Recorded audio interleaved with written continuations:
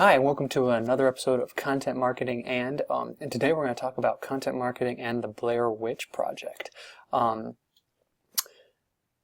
Blair Witch Project came out in 1999 and was essentially just a phenomenon of a degree that I don't think we've seen since when it comes to low-budget movies and the success that they had. For those of you who haven't seen it, it was a movie that was about three filmmakers that go into the woods to shoot a documentary about a local legend called the Blair Witch. And as the story goes, in October of 1994, those three filmmakers disappeared. And then a year later, their footage was found. And it was all shot on handheld cameras from, the actual filmmakers were making the film themselves. And essentially it was edited together and presented kind of as a found footage. So any movie that you've seen in the past 15 years plus that was found footage was essentially because of the success of this movie. This kind of invented the found footage. Certainly there were movies before that that had the found footage look, but they didn't have nearly the popularity or the influence that this movie had. But how it became as successful as it wasn't because of how good of a movie it was. I was a big fan of the movie. But the reason why it was so successful was because of the marketing that was behind it. So, essentially, this movie, when it came out, also coincided with kind of the internet boom. 1999 was really the start of things going on the internet and becoming popular. And the Blair Witch Project, the filmmakers, were absolutely brilliant and recognized this and really used the internet to their advantage. But I'm going to get to that a little bit later. But essentially, so they had this movie and they've come up with a strategy that, it was a simple strategy, and that was, we're going to make people think that this movie was real. That the actual story is completely real. That the Blair Witch was in fact a real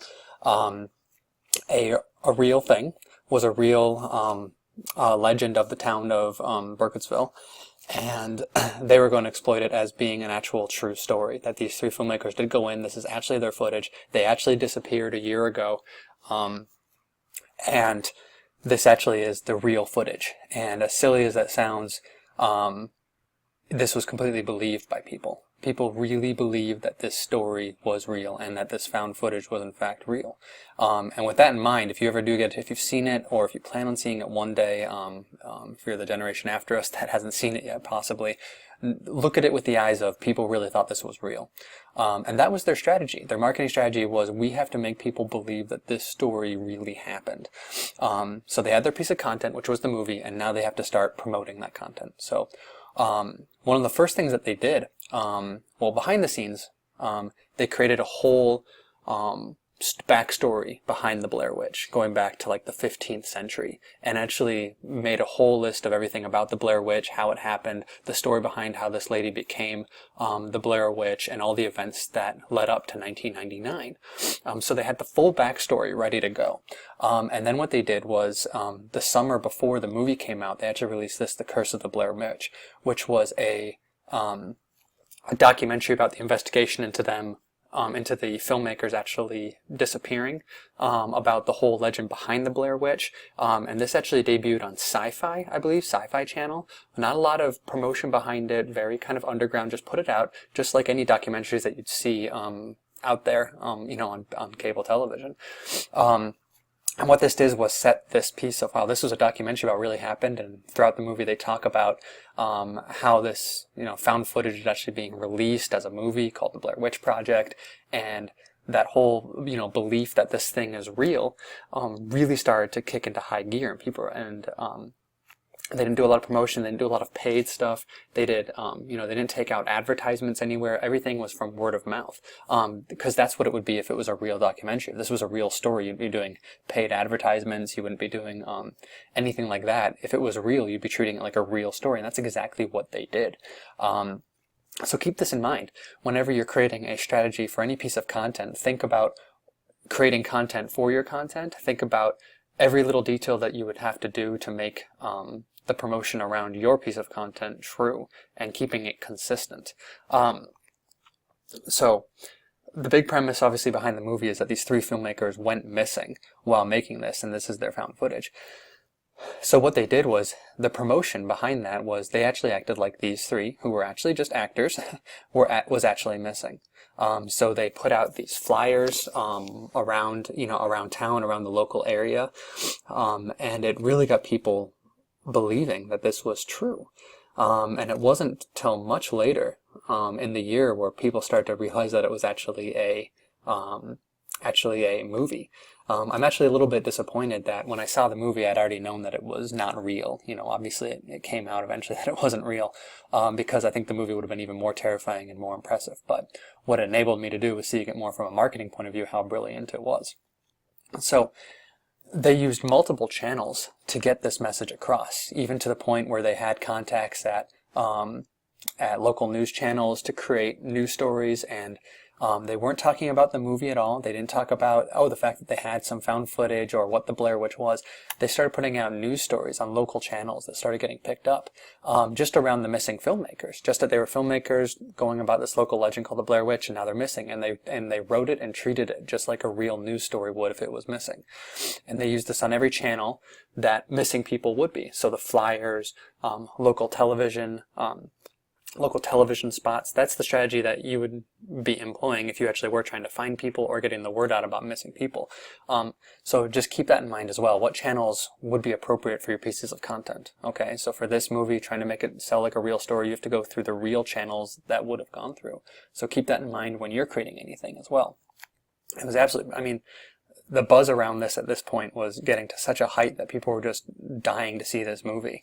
And this is where the internet came in, because they needed a one place where all the information around the Blair Witch could be found. And that's, the Blair Witch Project really is the first movie credited with using internet marketing to market the movie. So what they did is they had a website. And here's the fun part, though. The website's been updated slightly, just like in the 15-year anniversary, but the website is still up that they put on there before the movie was released to corroborate the story. So it was theblairwitch.com, and it starts with just like a little piece of the footage that was on there, and it treats it, again, like a real story. So you had the whole, on the right here, you can see the mythology, which was all the story of the Blair Witch. It's like with the movie, just what are the stories behind the Blair Witch, and how did the legend come to be, all the way up till the actors, the filmmakers going missing. And it shows the filmmakers that talk about Heather Donahue, Justin Leonard, Michael Williams, which was their names in the movie and also their real names, which helped with the authenticity, making it authentic. And it talks, pictures before they went missing, the missing car, all the details that were there. And that was the key to being successful here. If they were going to be successful in getting as many people to believe that this was a real movie, is they had to make sure all the details were in place. So IMDb was around back then. It was popular back then. Was on there, and they actually went to the extreme of on IMDb, if you clicked on any of the actors, it had written in their biography that they were actually missing. So just keeping in mind that if this happened in 1994 and now you're looking at it in 1999, that those filmmakers had still been missing for 5 years, and that was actually on their biography on IMDb. Now, true, today you probably won't be able to get up with that tactic because it's not, IMDb is a little bit more strict, as is most things with putting false information on there. But every aspect, down from the newscasts to, all these filmmakers, they kept a low profile during this time, so people would think that they were missing. So by the time the movie came out, back in the fall of 1999, people thought they were seeing something real, and that's because of the amount of detail they put into the marketing. The movie was good, but the marketing is what made it really successful, and to this day, still one of the most profitable movies ever made.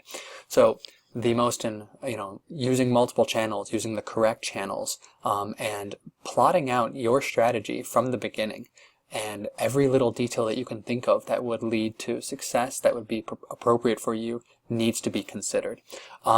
So take a look at theblairwitch.com. Do a little bit more reading on this, and you can really see this is one of the most brilliant marketing tactics ever. And essentially, all the content that they produced to enhance their main piece of content, which was the movie, was just great. So thanks for tuning in today, and I will talk to you all again next week.